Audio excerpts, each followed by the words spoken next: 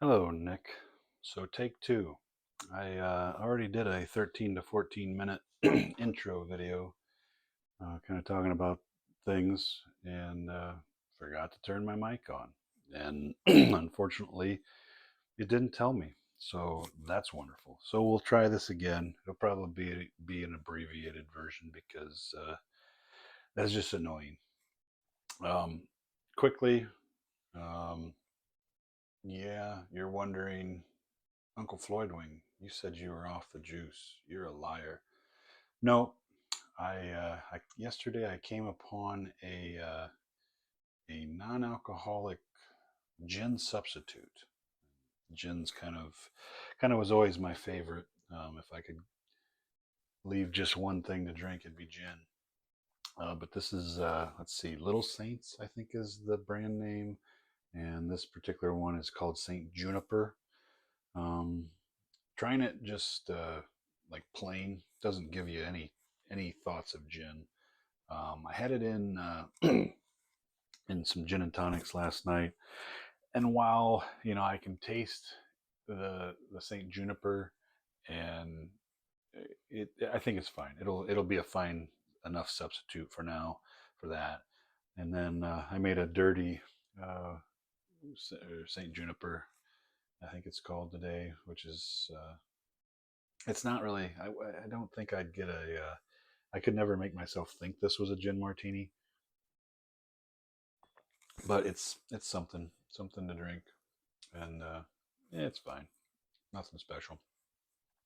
So anyway, I went over the I created some headquarters. So let's go over that. As you'll see, there's some flags on the board, and these are headquarters. And under here, we have two headquarters. I'll turn these over at some point, but let's do the Jacobites first. So we created the Army of the Stuarts, which is commanded by Charles Stuart. He's got some wonderful troops here. 3 regiments of Highlander infantry, and all good. Is that efficiency? Let me get the term correct, or combat effectiveness. So very good combat effectiveness in those. I've got a one SP artillery along for the ride, and then an army is allowed up. It's allowed 2 auxiliaries per 10 units. So rounding up, we'll get 2 for that. I created another HQ, which is a brigade HQ, the Highlander A Brigade, and they have if you can see there's an asterisk. That means small unit, so that's actually a half SP, and I gave them 1. I don't know whether that really will do much. I think that's all they're allowed. And then I went through. So commanding is McDonald of Kepec or Kepech, not sure. Um, we have two. There were 2 eligible brigade leaders. So it was McDonald and then Cameron. And the way, since there were 2 eligible, we threw them in here, shook it up, and then we drew one out. And yeah, we got the same guy. So no changes. So he's the guy leading, and the other guy goes back into the officer mess to wait. Um, so that's the Jacobites. What I did for them. Um, for the government. So we have, I think I explained this before. I've got this separated rather than having different cards. This is the England proper leader mess hall, and this is the in Scotland. One thing you'll see with these guys, they all have the little Scottish flag insignia on them. That means that they are loyal Scots. And I I had just come across this, totally forgot about it, but they cannot be used until they're released. And that would happen in the administrative phase of a turn in which the Jacobite unit moves within 3 movement points of Inverness, Perth, Glasgow, or Edinburgh. So right now they are not released, but they definitely will be if we continue with the plans as the Jacobite to come down to Perth. We're not going to get within 3 of Inverness or Glasgow or Edinburgh, but Perth is our target. So they'll be released probably in the turn 1 administrative phase.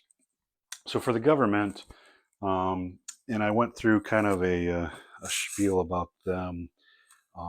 In the historical commentary, Cope, which is, this guy here, he is like the garrison commander, Scotland, or regular army garrison, head of the garrisons. He's the commander, but he's down in England is where he starts, which is weird. So I won't be able to really use him um, until England is released, which struck me as odd. I was thinking about, oh, maybe that's a misprint or something, and maybe I'll just move him up there so we can be historical. But there's a whole thing in the setup about comparing or talking about Cope and Wade and Kerr and other things. So I'm just going to go with it as is. So they have some pretty crappy combat effectiveness. Two regiments of infantry, one of cav, and then they've got an artillery that has 2 SPs with them. And then I created another one here, and they are over here.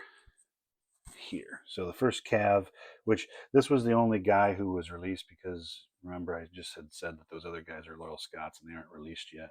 So this guy, if we can ever, so yeah, so he's John Campbell of.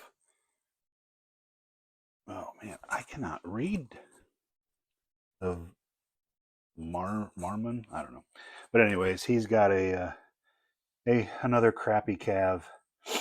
So just kind of give us some maneuverability just in case we need it. So that's where we're going to start. Trying to think if there was anything else. So I was reading through the just kind of like paging through, looking at stuff in the abridged rules version. Now that I've gone through the main rules, and by goodness, if it didn't say that winter is from October November turn to June July turn, so that is just that's just crazy to me. So as the Jacobites, we got to act quick. However, I mean the operations continued over the whole winter. It almost seemed like so. I'm going to have to accumulate some operations points to use because if you remember, for campaigns that are taking place in a winter turn, you got to pay 2. So that's going to be. I'm going to have to work to get that up. So, anyways, couple thing. Well, I think that's it. I don't know if I don't think I mentioned it in this version of the video, but I'm gonna kind of do this like probably little videos here and there, segments of like as I do something that I think it would be like the first time I do it, just to kind of show you it, or that I think might be interesting. Um, I mean, this might be a better. I don't know. This is probably what YouTube Shorts are made for, but I'm just not a fan of those. I don't know those. I like to be able to go to a video, know when it was made, what it's about, and not just like, oh, here's a short to try to get some eyes on it or whatever. And if I'm a good YouTuber, I'll go and I'll give you, the timestamps of every little thing. But I don't really. I'm probably not a good YouTuber, so don't expect that. Um, so, anyways, I think without further ado, we'll pause here. I'll probably have a little more of that, maybe another olive, jalapeno stuffed, and then we will do the pre-game loyalty check. We'll try to sway some a clan to our side. All right, so here's the loyalty table, and there's the Jacobite column and the government column. And I think in an earlier video I was questioning like if I got to do this before the game, but it says there's one One roll for one clan is allowed per administrative phase per player, plus a bonus attempt for each player during game setup. Jacobite player makes all attempts first. So we are going to do this. I thought about it, and so in the setup, the McDonald's and Clan Reynolds, I think, are pretty much the starting forces, along with, I don't know, maybe another clan that isn't on here. So it's, and there isn't any more. I went through here. These are the neutral clans, and there was one of those. I think it was the McDonald, or no, maybe it was the Clan Reynolds. Are they the A's? It was whoever the A was. Yeah, First Battalion McDonald of Clan Reynolds Regiment. So, Clan Reynolds, there was a duplicate counter of that for the government.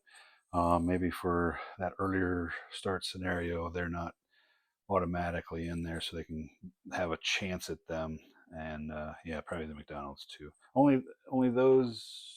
There was no. Those are the McDonald's are always Jacobite. So I don't know. I don't know why McDonald is on here because there were no other counters you get access to.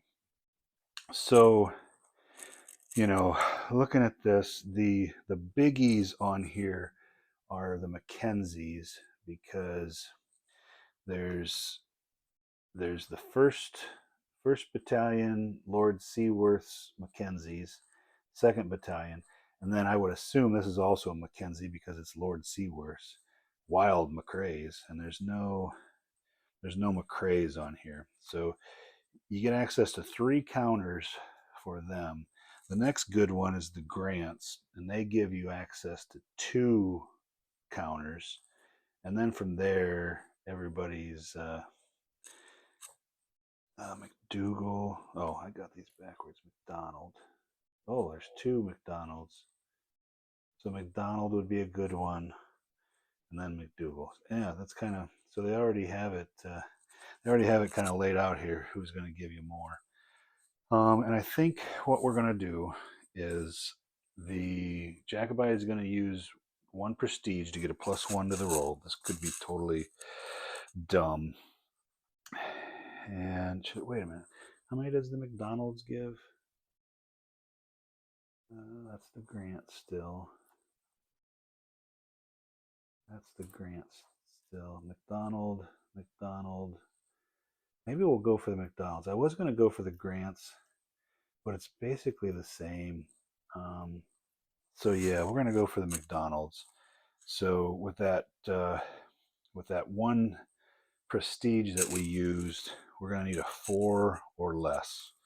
So we're going to use red for the government and blue for the Jacobites. So here we go. So 40% chance. Let's see if they get it. And no, just missed. So now over to the government. So the government's going to also spend 1 prestige point, and they are going to go after the Grants. So this will make it 5 or less for them. So let's see if they can sway the Grants to their side. And they do not. Wow. So both swings and misses. So I think we will probably get into the turn proper, and we'll get moving.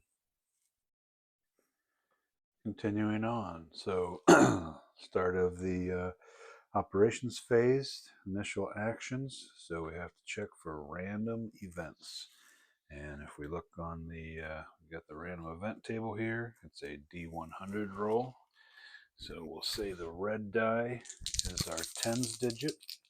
Oh, I could have had special die for these, but we'll just use these. Yeah, a 54. So that is, so captured orders. So let me, okay, so a hard riding courier's neck has connected with a rope that somehow got stretched across the chaussee. Randomly determine which side is affected. So how about we roll these dice, and whichever die is the high or we'll say whichever die is the low die, they're the affected one. So the government is the low die, so they are affected. So this turn, that side may move any one friendly formation a second time in the same impulse. Oh, I thought this was a bad thing. The affected. Wait a minute. The affected side is the one who donated the rope. A hard riding courier's neck is connected with a rope. Randomly determined. Which side was affected?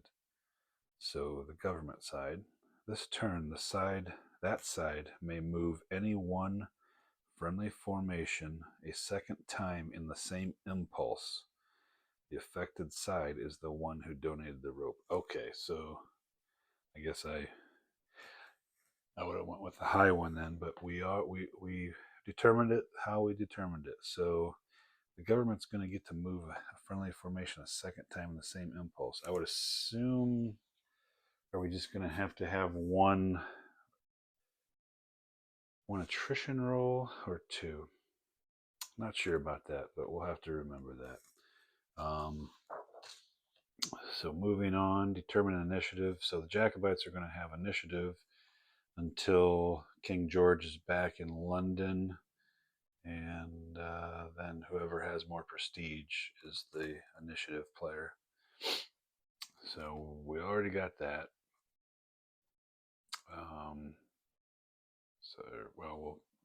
We'll worry about that when we have to determine the initial weather. The scenario says the initial weather is hot, and that means that there's going to be a +1 AC attrition check row shift. So now we're into the operational impulses. So I'll figure out what I want to do with that, and we'll come back and maybe show that.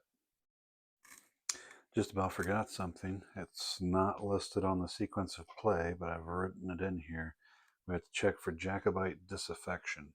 And this is really at the beginning of the operational impulse. I should have had it up there, but I'll add an arrow. So what this means is there could be, so many contingents of the Jacobite faction that could be disaffected for the whole turn. We look on the faction table, which is right here, and the way this works is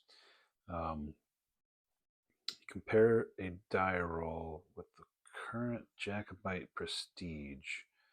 If a number is listed, that many Jacobite contingents become affected for the turn. Wait a minute. Compare a die roll with the current Jacobite prestige. Oh, is this this must be the prestige. So we're in the bad column. So we got to roll, and we got to hope we roll low. That would be better. And we roll a 1.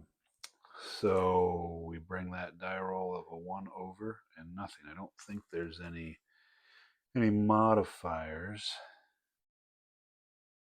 Yep, we're good. So let's double check our example here. So Jacobite prestige is 5, so that'd be on this column. Jacobite player rolls an 8, so there'd be 2 factions. Yep, 2 contingents become disaffected. And then you roll to see which of the factions are disaffected. So we don't have to worry about it now. All right, let's move on. All right, we are into the movement of the operational impulse. So we can activate a friendly formation to conduct a siege operation.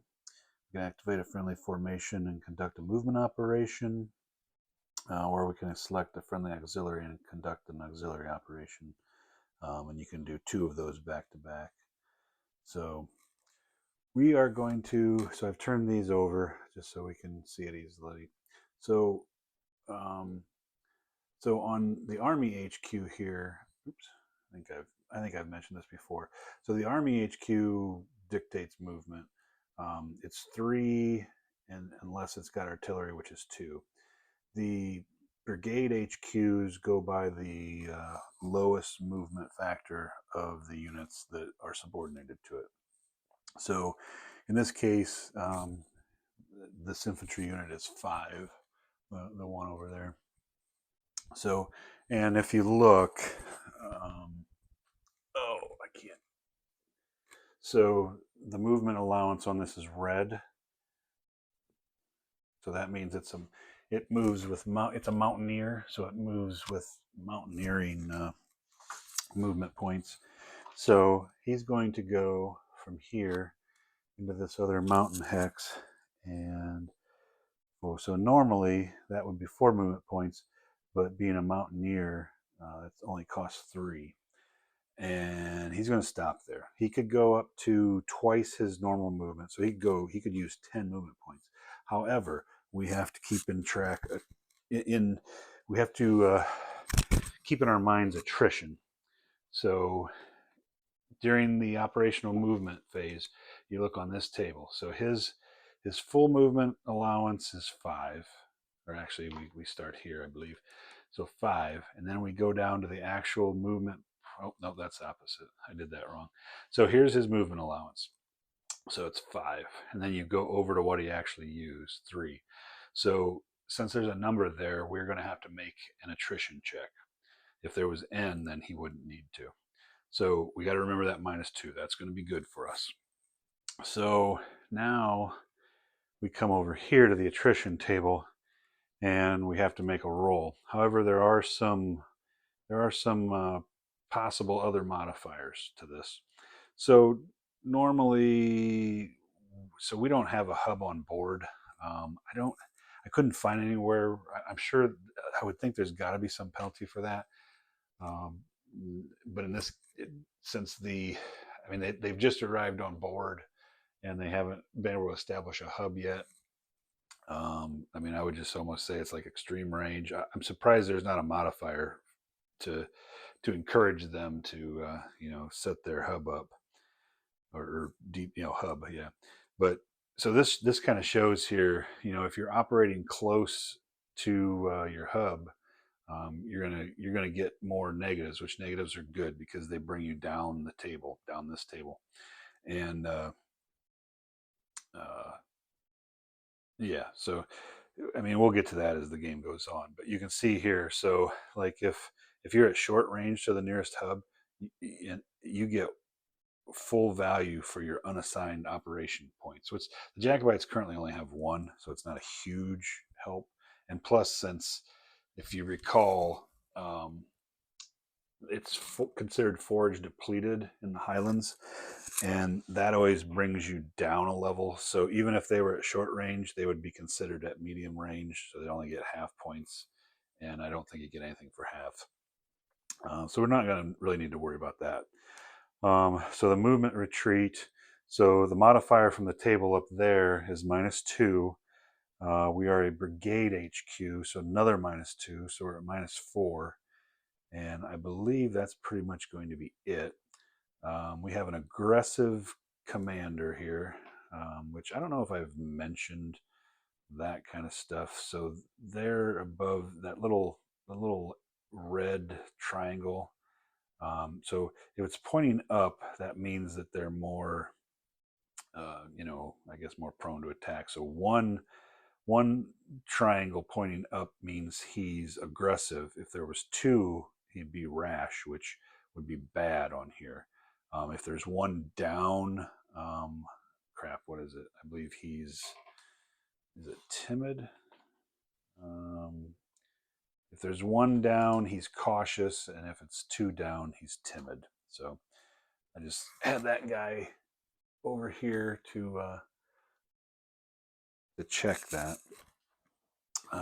So his leadership modifier is a 6, so we're going to get another -1 for that, so -5. It's hot weather, so +1. So that takes that back up to, let's see, we were -2, we were -4, we were -5. That puts it to -4, and I think that's it. So -4 to this roll. We want to roll low. I'm not, yeah. 3 -4. So we're going to be off here. We're not going to have any SPs lost, and it's not forage depleted. So that's that. That was a pretty minor one. This next one you're going to see is could be a little painful. I think I explained that wrong. So the three didn't correspond to the row. It corresponded here, and then we shifted so many rows up because of the negative. So same result, but I just wanted to clarify that because with this next one, so we're going to be moving the Army HQ, and since we've got the artillery, we only have 2 movement points, and we can't use the Mountaineer capability since we've got artillery with us. So this is going to take a full 4 movement points to move that 1 hex, and they're done then. So this is going to be a little more painful. So their movement allowance is a 2, and they moved 4, which is the max they can move, double their movement points. So you can see a +8 we're starting with, which that is not going to be nice. So again, we're not going to get anything for hub range. We're an Army HQ, so -1, so that puts us to -7. It's hot weather, so that's going to put us to a -6. If you can see here that the Bonnie Prince has, come on, let me see. Come on. Boy, why won't this, I thought I had this doing this before. All right, come on. I want you to be able to see this. Well, if you get in real tight there, you can see that there's, yeah, there you go. See those 2 triangles? That means he's a rash leader. So that's going to be bad. So +1, so we're back to the +8. And his leadership rating is a 4, which gives us nothing. And that's it. So we're going to have a +8 on this. This is not good at all. Wherever we stand, I think we're going to jump off the chart. We rolled an 8. So we would start here and then we would go up 8 rows. So we're going to take 30% attrition losses, and it's going to force deplete the hex. So force depletion. So we're going to have to remember, because we're going to need to put this counter here. So this hex is forced. Actually, that's going to be -2 then. So I could just leave this out. I'll just get another force depleted 1 to remind us. So that's going to make, like, if you're in that hex or next to it when you do an attrition check, it's going to make it even worse for you for your hub range. But we're not worrying about that at the moment. So I'm going to have to do 30% losses on them. Let me figure that out, and then I'll come back and show you. All right, so I'm not sure if I'm interpreting this right, and I'm not sure if I count artillery as a unit for the attrition. I would think I would. So the way that I think this is, so like if we would go with 3 times 0.3, 0.9, you'd round that up, because it says here, so half the losses must be cavalry SPs if possible. Round the percentage up when determining cavalry losses. And then there's a clarification: basic attrition check losses round to the nearest. So if you're at 0.5 or greater, you round up. Otherwise, you round down. So this would round up to 1. If we counted the artillery, that would be 4 units times 0.3, be 1.2. They'd round down to 1. So it's going to be 1 regardless. And we have to take since this is the battalion level scale, we have to take a hit from in combat effectiveness. So we'll take one of these guys down to C level. I don't know if in combat there's like, you do better if you have a really good combat effectiveness guy. So I'm going to try to keep that A guy there. So as you can see, trying to move an Army HQ through, I guess it's considered hill terrain. That's not a real good idea. So So I think I did that right. If like I think you so SPs. So we've got, I guess we got four. So it could, because the field artillery has one SP in there.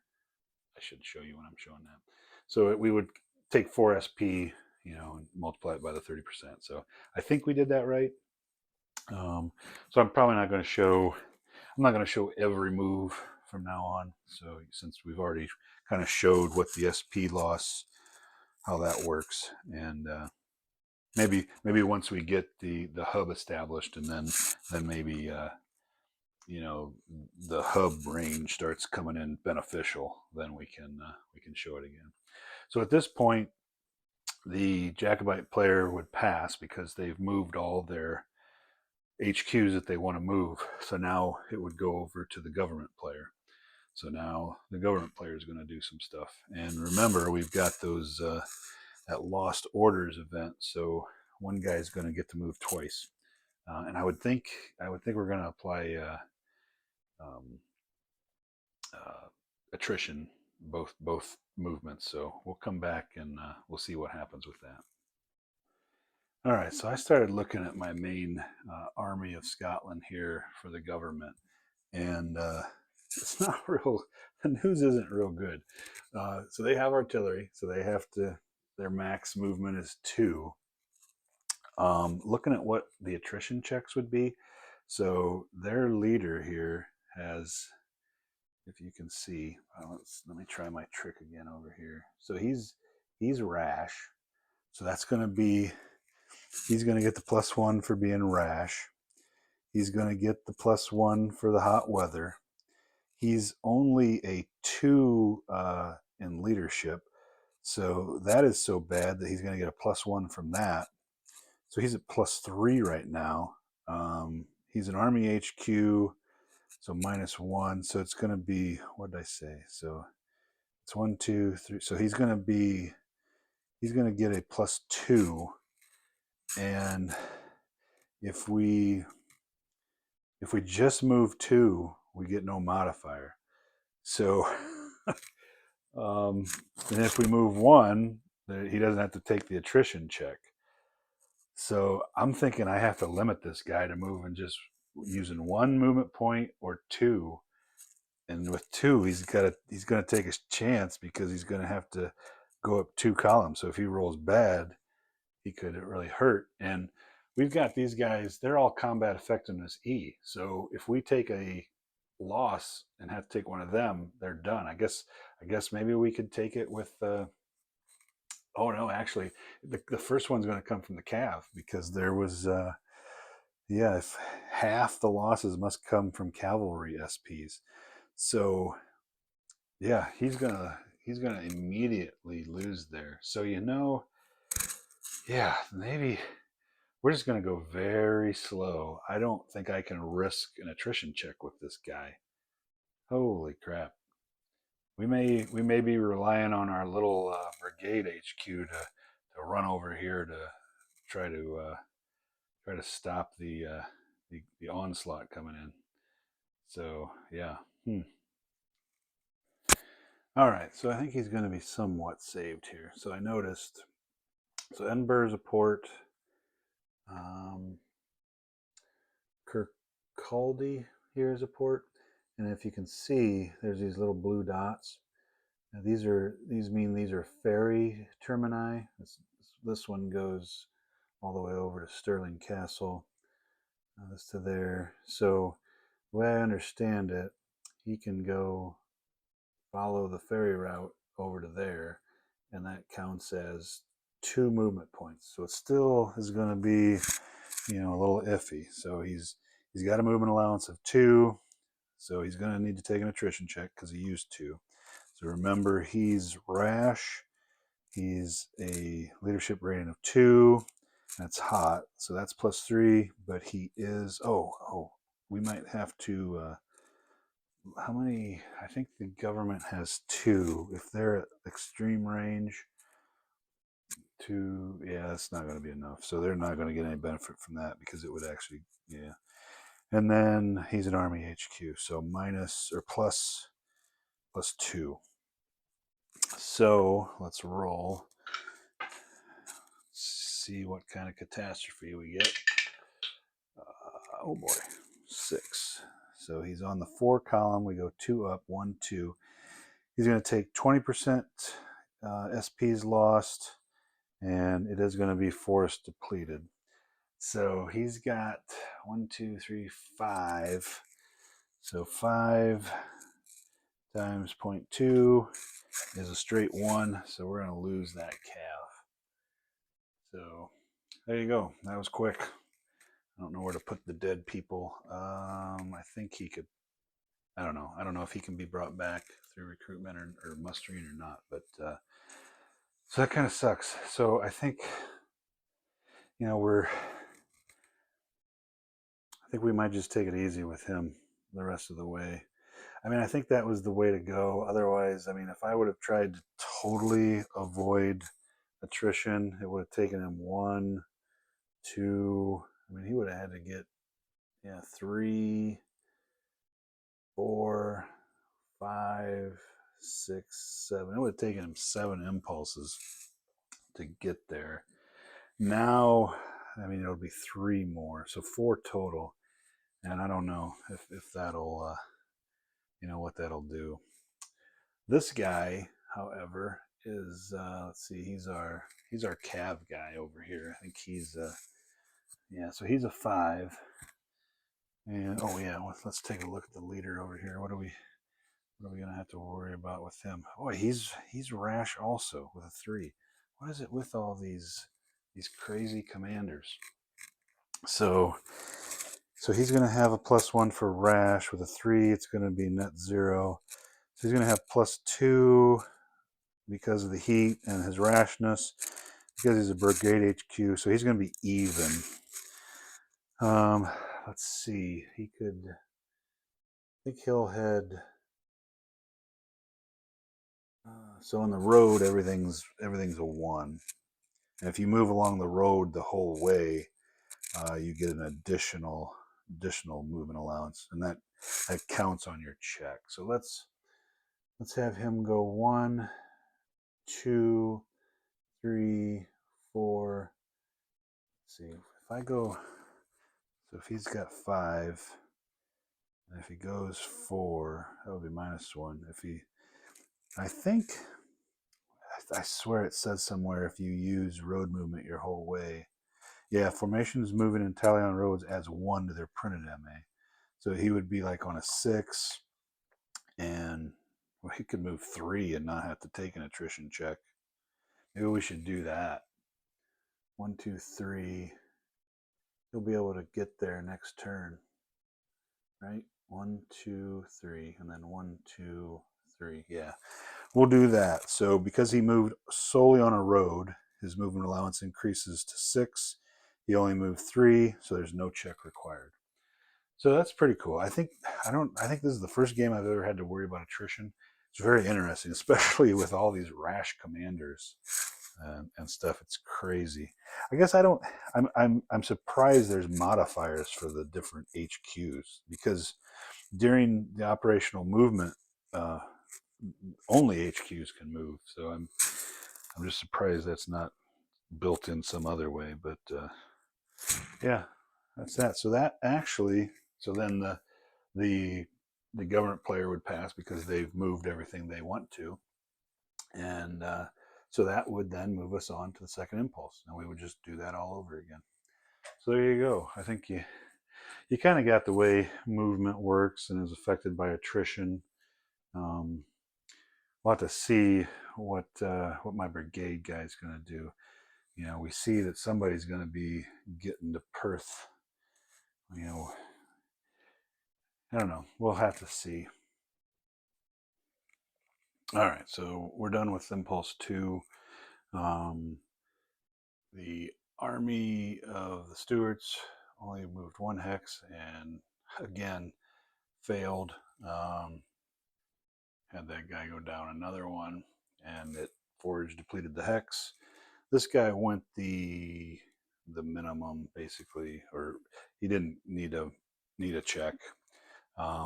This brigade of the government made it to where they're going, didn't need a check, and the army just moved one hex so that they didn't have to check, because they feel like if they need to make a jump of 2 next turn is fine.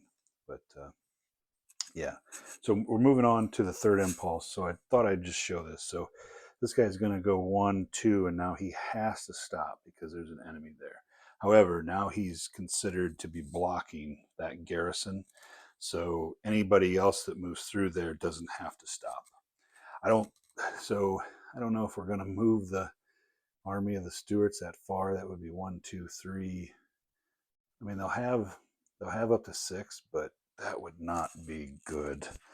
Oh, and yeah, also, I think I made a little change here. I'll have to. This will be another thing that I email about. I think this might be a misprint because you can always move up to double your movement allowance. And since the Army HQ is only going to be moving along a road, they're considered to be one more, so 2 to a 3. And so they can move up to 6, but there was no mod there. So I'm kind of just guessing that it would move up, +2, +4, +8, just kind of modeling with the other ones. But definitely something that needs to be getting some clarification on. So if we look at this, yeah, we definitely don't want to get a +8. If we go the 3, we'd have a 0. But again, with Charlie being such a rash moron, doesn't look like I'm going to make it to. Though I had a terrible roll last time, so maybe we move 3. But we're still. I mean, if we get there, then next turn, if we just want to try to be safe and go 3, I don't know. I mean, we could get there and then just go 1, 2. We're still. I don't know. Maybe we'll go 3 to join up. Though, we're not going to actually right here. We want to get here for the end of the turn. So we're going to need 1, 2, 3, 4, 5. So one time we're going to have to go 3, and another time we're going to have to go 2. So one time we're going to have no mod. Let's take the. Let's just go. Let's do the 2 now. Or, well, let's do the 3. 1, 2, 3. I'm really tempted to go 4, 5 just to make sure that we get that resource center. But that would be crazy. No, we'd be a +4 with all that other stuff. Oh man. Maybe I should have.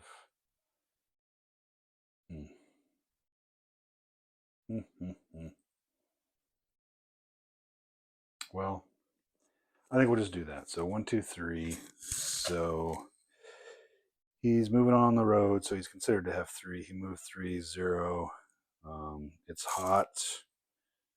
He's rash. Did I give? No, he's a 4. So he's just, yeah. So rash, and that's a +2 Army HQ. So +1 net. 6. So it puts him there. Shifts 1. Gosh darn it, 20%. It's going to be another one. I'm just bringing down my combat effectiveness so much. This is dumb. All right, so that's that. We'll move over to the government and see what they want to do. All right, so some excitement has occurred. So let's see, Impulse 3. Oh shoot, what was? So, anyways, at the end of Impulse, yeah, Impulse, end of Impulse 3. Or not the end, but on the government side. Sorry, I'm a little flustered. I had thought I had recorded this already, and then realized I never hit record. So, the Cav Brigade, or the Cav HQ, ran up here to try to deny the Jacobites from having a resource center. And so then the army decided, well, crap, they need to get to Perth to hold that, just in case. I don't know what happens if this guy gets blown away, if they'd be able to get there. So I wanted to have him there. He rolled badly on attrition, and so we eliminated an artillery step, assuming that we get that choice. So now this is the end of Impulse 4, and the army of the Stuarts moved up. And I'm going to leave this guy here because I don't know if combat goes bad and he's got to retreat. I don't know how far retreats are, but I would assume that you need to have that blockaded or bad things would happen. The government, the Army of Scotland, is standing pat on Perth, and I'm going to go find out, do a little research, because I've never, I really haven't looked into the battle stuff too much.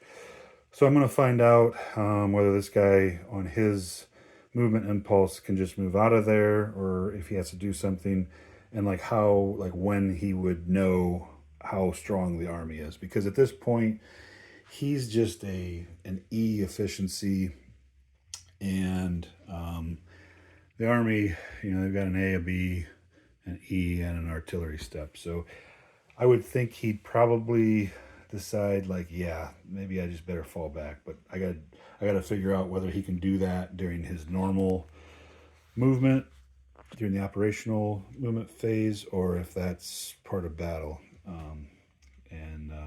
So I'm going to go figure that out, and I will come back and let you know. All right, so this guy, since he hasn't taken his action, this impulse yet, he's allowed to move out. So he'll go 1, 2, 3, and I believe, let's see, so he would have 6, move 3, so he doesn't have to take an attrition check. You may have noticed a few mistakes I made. So first of all, I forgot about the lost orders that the government benefited from.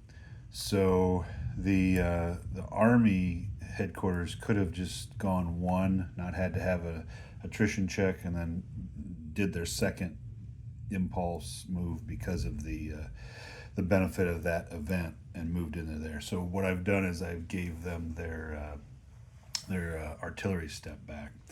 Also, something that was on the chart, and I don't know why I wasn't using it.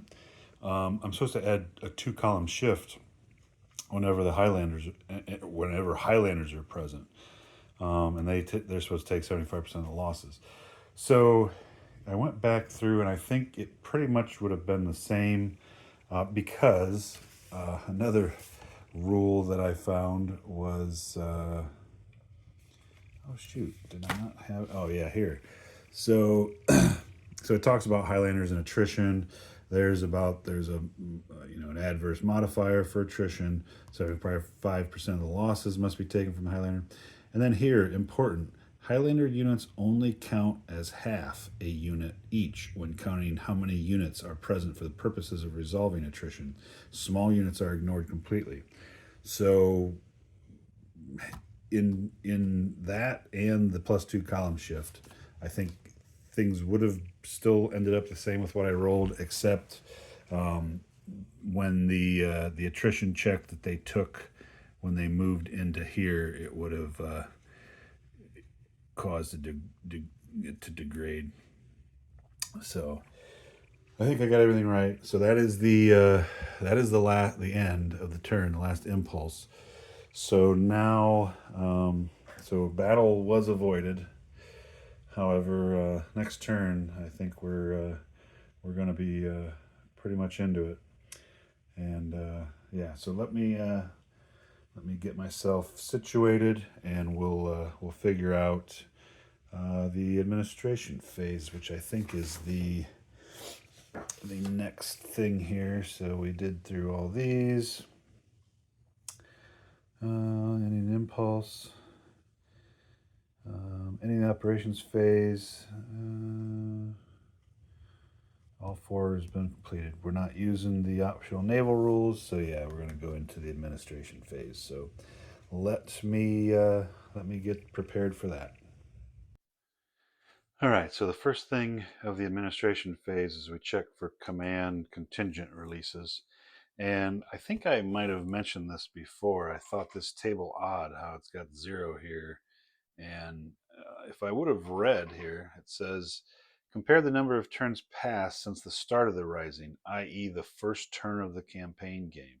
So there's been 0 turns since the first turn, so there is no chance of release. So that was super easy. Then we check for campaign plans, victory morale check. I don't think there's any of that stuff that we have to worry about. Check for campaign plan success and failure. Each active CP loses 1 operational point or half an OP depending on type. If CP has none assigned to it, it fails now. CPs may be voluntarily terminated. So let's go over here. So we've got, I believe, yeah. So this is their active. So they go down 1, and the Jacobites go down 1. So nobody's at 0. So neither of them fail or complete, I guess, in the case of this game. Check to see if any campaign plans have accomplished their objective. Award prestige, so none of that. Check for victory, no chance of that. Initiate new campaign plans. We already have ones that are active, so we don't have to do that. Initial supply activities. Let me check into that. All right, so conduct any required administrative attrition checks. We don't have any stacks that have 10 or more units. Nobody's under siege, and I don't think there were any exclusive rules that directed anything extra. This step is about seeing if any depots are isolated. Then we don't have any depots on the board, so we don't have to worry about that. So now administrative phase movement. So this is any units that are not subordinated to an HQ can move. They have up to 4 times their regular movement allowance plus road bonus. So you add 1 to their movement allowance, multiply it by 4. Or they can use riverine movement and or amphibious movement, and they don't generate attrition checks. So this guy, he could use the amphibious movement. Yeah, I think that's probably a pretty decent. Well, though he's on Dunrobin, which is a resource center, which would be good for the government. So we won't move him. And then let's see. So we could. So Glasgow is not currently controlled. We could have this guy move over there. I think we will. So we'll go 1, 2, 3, 4. So that should help with some mustering. I was going to move him to Sterling, but I mean, they would have to backtrack around and it would take them a while. So I think that's pretty well safe. So that's the administrative movement. So now redeployment and reorganization of forces. So we can reorganize HQs, place new ones, and remove HQs from the map. Remove and place dummies. Units may recover CE. I gotta look into that. I think that's if they don't move at all. I think they go up a level in CE. And I don't think these guys that's valid for because they're not active yet. Which, yeah, I don't know. That's kind of a questionable thing. I don't know. Units may transfer to formations. Formation need not be stacked, but be close enough. Otherwise, administrative movement is required. So muster units, which we're going to have to look into. So let me go get ready for that. I love how I come upon things when I'm looking for other things. So something that I need to remember for the government. Um, so government C supply here. Government units are assumed to be within range of a depot as long as they are within 2 movement points of a friendly controlled port where the government site has a naval presence. So since we're not using the optional rules, they're considered to have a naval presence everywhere at all times. And this is not in winter turns, so I got to remember that also. So when this guy, when he used the ferry to go there, I mean, this is considered basically a port. So they have 2 unassigned operation points. So that would have given them a -2 um, to whatever else they had on the table. But I think they rolled really bad. And I think, yeah, I think it would have ended up the same. So we're not. They still lost that 1 unit. And maybe I screwed up. I don't know, but we're just going to leave it as is. Just all these little things I got to remember. And now I got to remember what I was looking for in the first place. Oh yeah, I'm trying to find. I know somewhere it says about how they can repair combat effectiveness, and I'm just trying to find that. And immediately after I stopped recording, I found it 3.352, and I've added that to my little play aid. And so basically, if they spend the entire turn without moving, participating in an operation, or engaging in battle, they gain 1 level of combat effectiveness. And then that got me thinking about, well, what about these ones down here in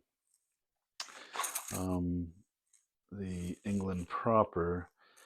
So these have to be released, and it says must be separately released before its components can perform without restriction. So I'm going to rule that, yeah, they're not really prepping themselves because they're not released and really, like, I don't know, on alert. So I'm not going to do that for them. They have to make a conscious choice that they're going to not move a whole turn, not just because they're forced to. So I think, yeah, so now back to the original thing that I was going to get ready for was the mustering of units.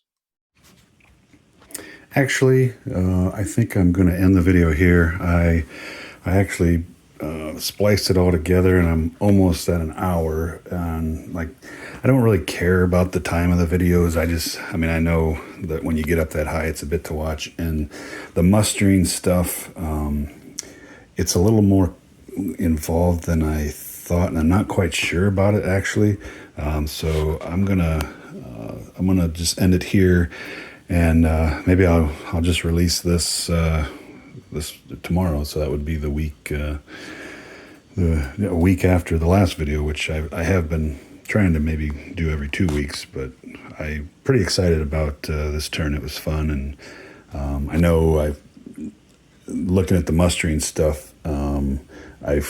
I missed using Charlie's ability, since the Jacobites have the initiative to do what's it called? Drumming up recruits. So I think I was supposed to do that during the operations phase. So most likely I don't know. I'll see. I'll have to decide whether I want to allow that to backtrack to have that happen or not. So yeah, next video will be all about mustering and maybe a thoughts on the first turn, which I have really enjoyed. So, all right, laters.